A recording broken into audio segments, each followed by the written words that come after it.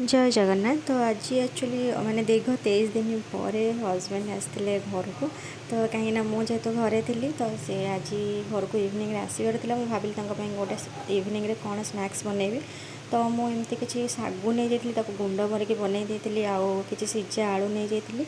तो सीझा आलू सहित मुझे कंचा लंका चुन चुन कर काटी पकई अदा ग्रेडिंग कर पकई जीरा किसी गोटा जीरा पकई देती लुण और गोलमरीच गुंड ताको मिसैकी तादेह जो सागु गुंड कर रखी मिसैकी मुझे चकटी देती। तो चकड़ला गोटे एमती सेपटे दे देती। तो तापर मु तेल ये गरम कर देती किसी कड़ाई। तो आपण मैंने भी थे घरे ट्राए करूँ एमतीका बहुत टेस्ट भी थिला। तो तापर मुझे तेल गरम कर तेल कड़ाई पकई देती।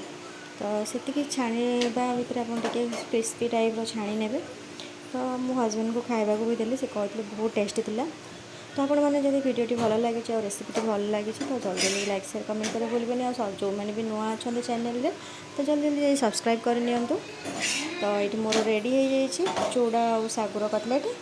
और ता भीतर भी हजबैंड घर को पलि आसते मुझे खाइबा ये देती। आउ पचारि केमती लगी से कहते बहुत टेस्टी भी लगुच। तो रोचे जय जगन्नाथ।